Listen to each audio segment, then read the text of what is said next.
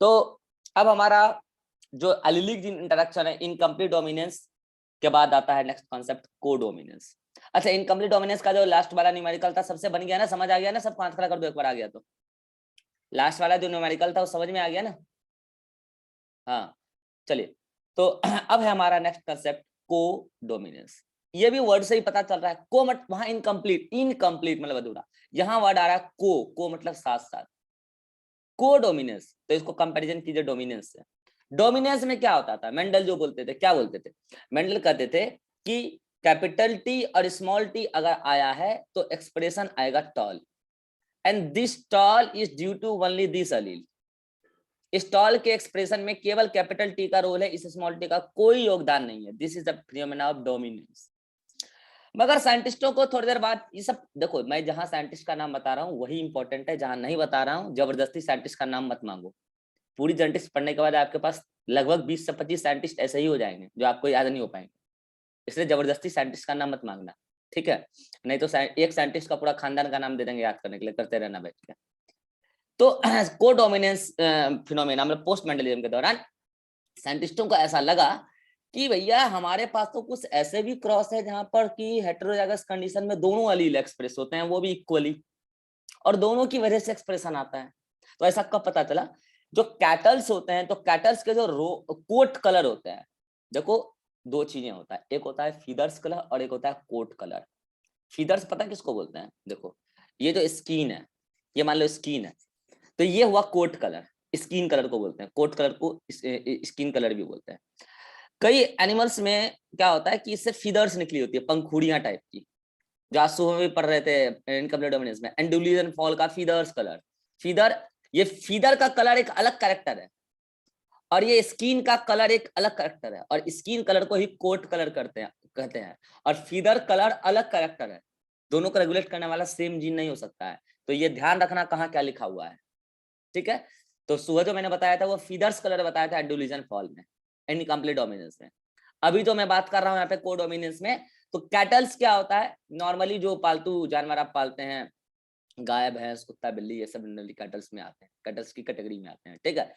तो कैटल्स के अंदर कोट कलर का एक स्पेसिफिक कलर देखने को मिला साइंटिस्टों को, और वो कलर था रॉन कलर। रॉन का कोई हिंदी जानते हो क्या होता है, रॉन, रॉन कलर पता है किसी को? चितकबरा सुने हो कभी, चितकबरा? ये तो सुने होगे, नहीं सुने हो तो देखे जरूर होगे, बताता हूँ कैसा होता है। ये देखो, मान लो कि ये पूरा है पैचेस, ठीक है, स्किन कलर है, और उसमें ऐसे व्हाइट व्हाइट डॉट। अब जो ये पूरा कॉम्बिनेशन है, दिख रहा है, ये ब्लैक एंड व्हाइट का combination, this is called as roan colour, this is roan colour. तो साइंटिस्टों को ऐसा लगा कि हमारे पास कुछ ऑर्गेनिज्म रॉन कलर के आते हैं, किसमें, कैटल्स में। तो साइंटिस्टों ने उसके पीछे का कंसेप्ट पता लगाना शुरू किया। बोले कि कैटल्स में जो होता है, कैटल्स का जो कोट कलर कैरेक्टर क्या है, कैटल्स में coat colour, COAT, coat colour, इसमें दो पर्टिकुलर फॉर्म होंगे, एक डोमिनेंट और एक रिसेसिव। तो बोला गया कि नॉर्मल जो इसका डोमिनेंट फॉर्म है वो ब्लैक होता है, ओके, वो ब्लैक होता है, और जो व्हाइट फॉर्म होता है वो रिसेसिव होता है, स्किन कलर के मामले में बात कर रहा हूँ, ठीक है? तो जल्दी से बताओ दोनों को किस किस अल्फाबेट से रिप्रेजेंट करें, अलील, कैपिटल बी स्मॉल बी, ठीक है? तो अब यहाँ पे 3 जीनोटाइप आ सकते हैं, capital B capital B capital B small B small B small B.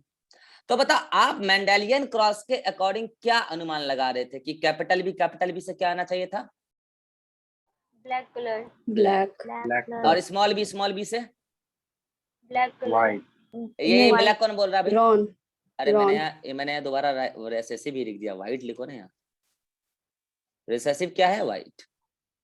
Brown कहाँ से आ गया भैया, कहीं भी कुछ भी कलर घुसा देना है ना, हाँ। तो स्मॉल बी से क्या आएगा, रिसेसिव फॉर्म, व्हाइट। अब मुझे बताओ कि जो साइंटिस्ट इस रॉन कलर को देखे होंगे और क्रॉस कराए होंगे तो वो पहली बार में कैपिटल बी स्मॉल बी से क्या उम्मीद किए होंगे, ब्लैक। उम्मीद तो यही किया होंगे मेंडेलियन जेनेटिक्स के अकॉर्डिंग, बट ब्लैक नहीं आया, आया क्या, रॉन। फिर उन्होंने उसका मैकेनिज्म पता किया कि इसका मैकेनिज्म क्या है। क्या ये रॉन को एक अलग कलर होता है, क्या ये पूरा का पूरा एक कलर होता है, उन्होंने पता करने की कोशिश किया क्या एक पूरा का पूरा कलर है क्या ये। अगर एक पूरा का पूरा कलर है तब तो ठीक है, कोई बात नहीं है, लेकिन बाद में पता चला नहीं ये पूरा का पूरा कलर नहीं है, ये एक्चुअली कॉम्बिनेशन ऑफ कलर है। तो फिर उन्होंने क्रॉस कराया, पूरा बकायदा क्रॉस कराया। कैसे कराया, तो वही उन्होंने पेरेंट लिया। चलो पेरेंट ले लो जल्दी से, पेरेंट में क्या लोगे जल्दी से बोलो, थोड़ा इसको नीचे कर देता हूं मेरे को। चलो पेरेंट ले लो, पेरेंट में क्या लिया उन्होंने, मेल और फीमेल। बताओ मेल कैसा लिया होगा, होमोजाइगस डोमिनेंट। हाँ हाँ, फिनोटाइप बताओ, homozygous dominant. Phenotype. Capital B capital black. ये कैपिटल कौन बोल रहा है, फिनोटाइप पूछ रहा हूँ। ब्लैक होगा। प्योर ब्लैक बोलो या ब्लैक बोलो, बात बराबर है, क्योंकि फिनोटाइप एक ही है, डोमिनेंट फॉर्म का यहाँ एक ही चल रहा है, ब्लैक, प्योर ब्लैक। और फीमेल कैसा लिया होगा, व्हाइट। चलो दोनों का जीनोटाइप बोलो फटाफट। मेल का capital B, capital B, small B. Small B. Pure black से कंफर्म हो गया कि वो होमोजाइगस है, ठीक है। अब मुझे बताओ दोनों कितने कितने टाइप के गेमीट बनाएंगे, सिंगल। ये बनाएगा कैपिटल बी, ये बनाएगा स्मॉल बी। दोनों का फर्टिलाइजेशन हुआ और क्या आया, कैपिटल बी स्मॉल बी। क्या आया, capital B small B. Sorry, capital B small B. Capital B small B से एक अलग ही कलर आ गया, that is the roan colour. ना तो प्योर ब्लैक, ना ही पूरा व्हाइट। तो उसको ऐसा लगा कि मेंडल तो कहते थे कि जब इस डोमिनेंट और रिसेसिव एलील एक साथ होगा तो एक एक्सप्रेस करेगा, दूसरे को दबा देगा, दूसरे का एक्सप्रेशन पता ही नहीं चलेगा, तो दिस इज डोमिनेंस।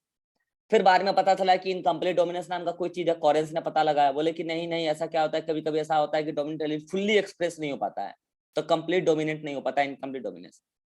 लेकिन यहाँ तो कुछ अलग ही हो रहा है, ना ब्लैक ना व्हाइट। तो फिर साइंटिस्टों को ऐसा लगा क्या ये रोन कलर एक इंटरमीडिएट फॉर्म है। आपको क्या लगता है, रोन ब्लैक से फीका या डार्क? फीका। कुछ नहीं कह सकते, फीका। तुम कैसे कह दोगे फीका, यही तो चक्कर पड़ रहा था। अच्छा, व्हाइट से फीका या डार्क?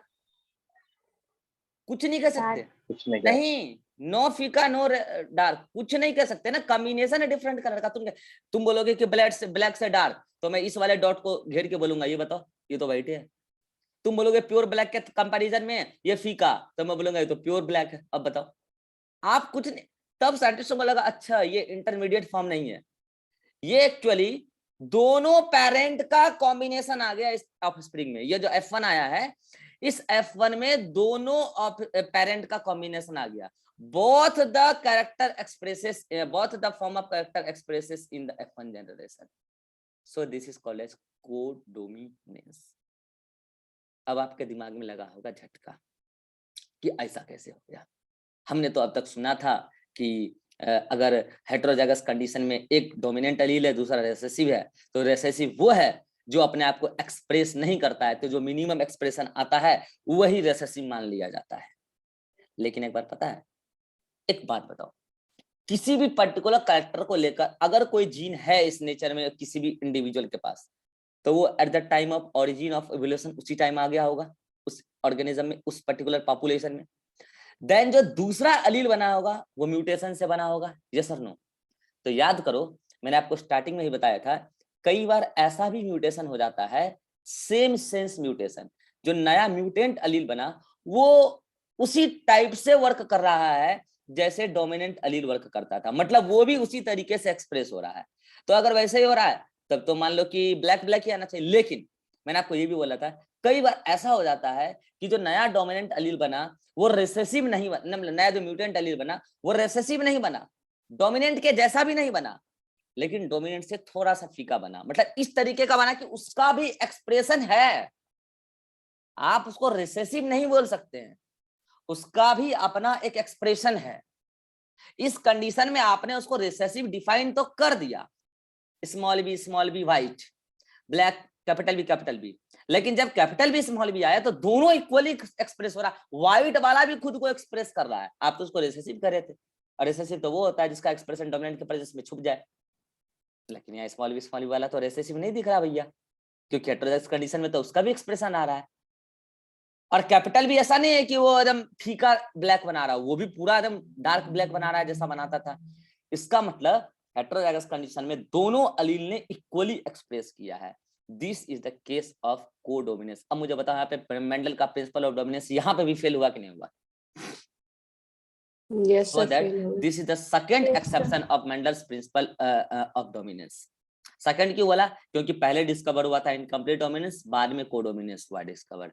तो याद करो मैंने उस दिन प्रिंसिपल ऑफ डोमिनेंस में दो एक्सेप्शन बताए थे, इनकम्प्लीट डोमिनेंस और कोडोमिनेंस। मैंने कहा था आगे इसको एक्सप्लेन भी करेंगे, उस पे न्यूमेरिकल भी आता है। तो ये हो गया कोडोमिनेंस। अब जैसे मैंने आपको रॉन कलर इन कैटल्स बताया, इसी तरीके से और भी एग्जांपल हैं, ठीक है। तो सबसे पहली बात आपको दिमाग में ये सेट कर लेना है कि रॉन कलर कोई स्पेसिफिक कलर नहीं होता है, ये इंटरमीडिएट कलर नहीं है, ये just special arrangement of black and white है, जिसको आप हिंदी में चितकबरा कहते हो, ठीक है। तो वो इस तरीके का अरेंजमेंट है कि आपको चितकबरा दिखता है, एक्चुअल में वहां पे दोनों कलर का प्रेजेंस है, ठीक है। रॉन कलरिंग कैटल्स, ये क्रॉस आपके सामने है। एक बार बताओ यहाँ पे आप क्या लिखोगे? सेल्फिंग लिख दूं? अरे सेल्फिंग लिख दूं यहाँ पे? No, sir. क्या लिखे हैं? Crossing. सेल्फिंग क्यों नहीं लिखेंगे? सर सेल्फिंग तो F1 जनरेशन का करवाते हैं ना। अरे F1 का ही तो करा रहे। अच्छा सॉरी ठीक है, यहाँ पे तो आपने क्या लिखा? क्रॉसिंग। मैं यहाँ पूछ रहा हूँ चल अरे रुक अभी तो F2 का क्रॉसिंग नहीं कराया, रुक जाओ। हाँ तो अब उन्होंने क्या किया? कैपिटल बी का क्रॉस कराया, चलो करा देते हैं। कैपिटल बी का क्रॉस कराया और F2 पाया, रेशियो भी तो निकालना है, F2 पाया। हाँ जल्दी बताओ ये कितने टाइप के आर्गुमेंट बनाएंगे और ये कितने टाइप के आर्गुमेंट बनाएंगे? जल्दी बताना। दो। कौन से? दो। Capital B small B. Small B. फिर से वही क्रॉस, ई कराया तो कैपिटल बी, ये कराया तो कैपिटल बी स्मॉल बी, ये कराया तो कैपिटल बी स्मॉल बी, और ये कराया तो स्मॉल बी। जल्दी से फिनोटाइप बता दो मुझे, इसका क्या आया होगा? 1:2. अरे भैया फिनोटाइप पूछ रहा हूँ। Sorry, black. इसका क्या आया होगा? Ron colour. रॉन। और इसका क्या आया होगा? वाइट। वाइट। अब जल्दी से मुझे फिनोटाइपिक रेशियो और जीनोटाइपिक रेशियो बता दो। 1:2:1. Phenotypic ratio 1:2:1। और जीनोटाइपिक रेशियो 1:2:1। 1:2. और ये 1:2:1 जो आया है ये किस फॉर्मेट में आया है? Black versus roan versus white. और यहाँ क्या आया है? Capital B versus capital B small B versus small B. यानी कि इनकम्प्लीट डोमिनेंस और कोडोमिनेंस में फिनोटाइपिक रेशियो और जीनोटाइपिक रेशियो सेम होता है, और इनकम्प्लीट डोमिनेंस और कोडोमिनेंस का दोनों का भी सेम होता है। क्या बोला समझ में? इनकम्प्लीट डोमिनेंस में जीनोटाइपिक फिनोटाइपिक रेशियो सेम, इसी तरीके से कोडोमिनेंस में भी फिनोटाइपिक जीनोटाइपिक रेशियो सेम, और इन दोनों का सेम। कितने लोग समझ पाए मैं क्या कह रहा हूं? इन दोनों का रेशियो सेम। अरे भैया ये जो अभी मैं यहाँ पे लिखा हूं डब्बा में, ये सेम रेशियो इनकम्प्लीट डोमिनेंस में भी था, ये मैं कह रहा हूं इनकम्प्लीट डोमिनेंस में भी था, ठीक है। चलिए तो अब मुझे बताइए कि यहाँ पे जो आप ये क्रॉस कराए हैं, यहाँ क्या सेल्फिंग लिख दूं? Yes sir. अरे बोलो। यस। गलत, नहीं लिख सकते। अब कोई बताओ क्यों नहीं लिख सकते? और कई सारे मास्टर लोग कॉपी में लिखते भी हैं, मैंने देखा है मंडी के टीचर में, जो मंडी में पढ़ाते हैं, सेल्फिंग नहीं लिख सकते हैं। थोड़ा सा अकल लगाओ, अपना अकल लगाओ ना यार। ब्रीडिंग लिखना। सेल्फिंग क्यों नहीं लिखेंगे? सर ये एनिमल में है सर, प्लांट में ब्रीडिंग। सेल्फिंग का मतलब होता है सेल्फ पॉलिनेशन। अरे बाबरे, ये प्लांट ये एनिमल पॉलिनेशन करेगा? पॉलिनेशन मतलब होता है पॉलन ग्रेन का यहाँ से वहां जाना, सेम टाइप के जीनोटाइप वाला पॉलन ग्रेन जो है प्लांट का। यहाँ सेल्फिंग कैसे लिख देंगे? तो क्या लिखेंगे यहाँ? इन ब्रीडिंग। क्यों लिखेंगे इन ब्रीडिंग? क्लोजली रिलेटेड मेंबर के बीच में आप करा रहे हो मैटिंग, तो लिखेंगे यहाँ इन ब्रीडिंग, ना कि शेल्फिंग। ये बात ध्यान रखना, बोर्ड वाले बच्चे जरूर ध्यान रखना।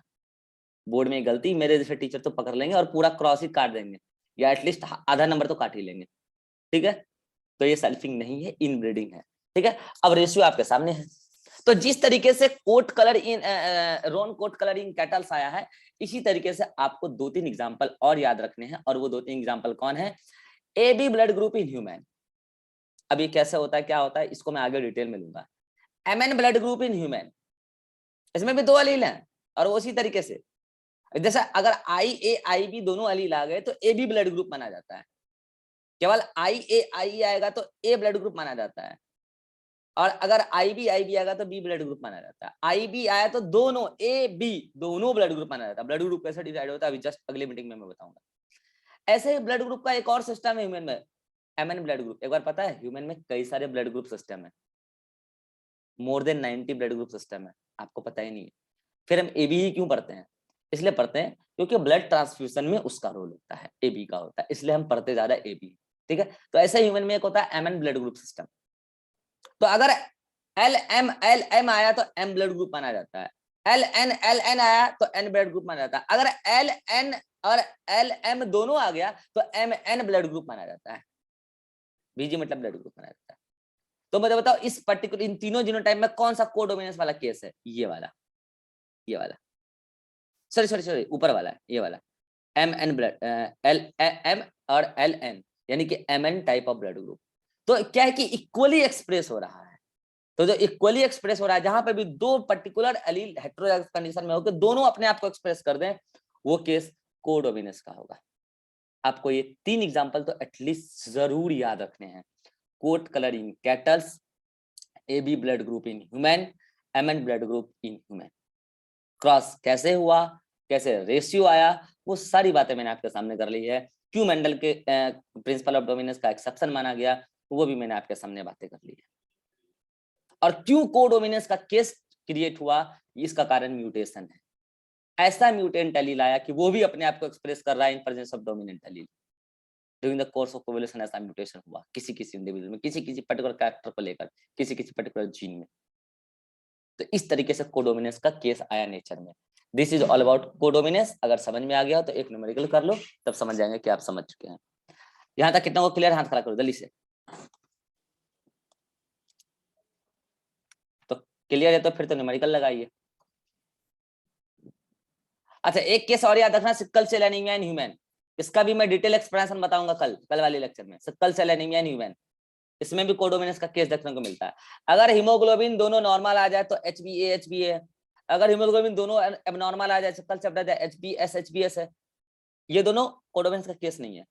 अगर HbA और HbS आ जाए तो ये सिकल सेल एनीमिया, इसके बारे में डिटेल में कल बताएंगे, ये कोडोमिनेंस का केस है।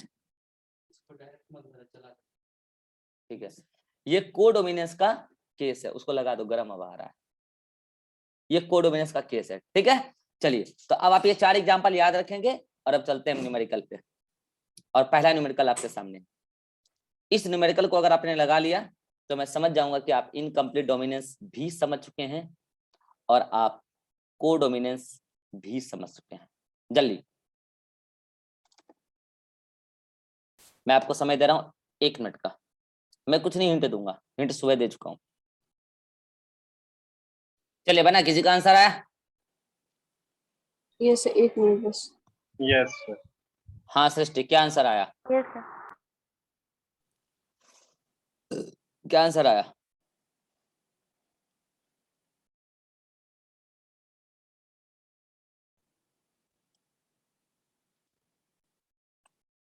अरे जल्दी बताओ क्या आंसर आया?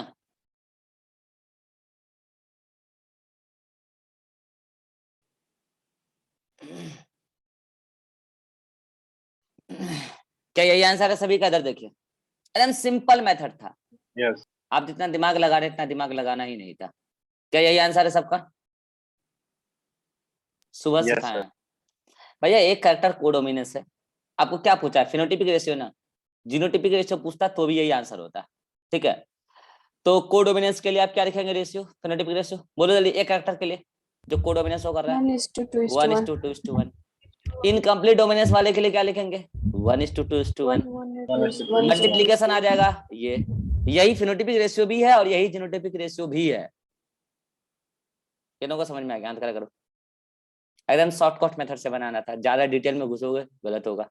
नेक्स्ट क्वेश्चन दिमाग लगा के बनाओ, और ये नीट का क्वेश्चन है, मतलब ये IPMT में पहले आ चुका है। F2 generation in Mendelian cross. Mendelian cross का मतलब वही, पहले पेरेंट फिर F1 फिर F2। इस तरीके से। So similar phenotypic and genotypic ratio, और रेशियो क्या है 1:2:1। अब आप दिमाग लगाओ ये किस में आता है। It represents the case of, पहला monohybrid cross with complete dominance, दूसरा monohybrid cross with incomplete dominance, तीसरा कोडोमिनेंस, चौथा डायब्रिड क्रॉस। दिमाग लगा के बनाओ, मैं 2 मिनट का समय दे रहा हूं, लेकिन एक्सप्लेनेशन के साथ ही आंसर देना, विदाउट एक्सप्लेनेशन आंसर एक्सेप्ट नहीं होगा। चलिए किनका किनका आंसर फर्स्ट है, हाथ खड़ा कीजिए।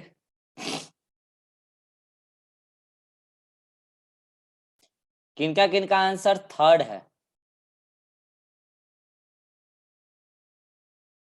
किनका आंसर फोर्थ है, किसका सेकेंड है?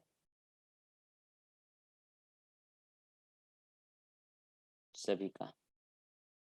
अभिषेक तुम्हारा भी आंसर सेकंड है? नो सर, मेरा नहीं आया आंसर। हाँ सृष्टि बताओ सेकंड क्यों आंसर है? सर F2 जनरेशन में 1:2:1 जो यहाँ पे रेशियो आ रहा है, तो इसमें मोनोहाइब्रिड क्रॉस होगा अगर 1:2:1 फिनोटाइपिक रेशियो होगा अगर इसका, और F2 जनरेशन में 1:2 तो आ रहा है, मतलब कि वो इनकम्प्लीट होगा। तो कोडोमिनेंस भी तो हो सकता है, थर्ड भी तो आंसर है। कोडोमिनेंस में थोड़ा होगा। क्यों? कोडोमिनेंस में 1:2:1 नहीं होता, अभी तो जस्ट पढ़ाए जी कोडोमिनेंस। हाँ बोलो। सर राजेश्वरी तुम्हारा भी आंसर बता सेकंड नहीं था। ये सर को डोमिनेंस हो सकता है सर, लेकिन वहाँ पे मोनोहाइब्रिड क्रॉस नहीं लिखा। क्या क्या कोडोमिनेंस? सर को डोमिनेंस का भी रेशियो सेम ही है सर, लेकिन वहाँ पे मोनोहाइब्रिड क्रॉस नहीं लिखा हुआ है। हाँ तो हो तो सकता है ना वो भी। यस सर, तो आंसर क्या है तुम्हारा? सेकंड। तो फिर सेकंड थर्ड दोनों तो हो सकता है ना फिर। यस सर, हो सकता है, लेकिन इसका इनकम्प्लीट आंसर है सर थर्ड का। रिभा? सर हम दोनों बोले थे। अच्छा विवेक? सर इसमें मतलब जो जीनोटिपिक और फिनोटिपिक रेशियो है वो इनकम्प्लीट, कोडोमिनेंट और मोनोहाइब्रिड में सब में सेम होता है। बट जैसे क्या बोलते हैं, जब जो डाई हाइब्रिड क्रॉस करवाते थे सर, इनकम्प्लीट और इसका दोनों का मिला के, तो सर इसका रेशियो आता था 1:2:1:2:2:4:1:1 आता था ना सर। वो तो डायब्रिड में इसके आता था। अकॉर्डिंग आंसर बी है। यस सर, डाई हाइब्रिड में।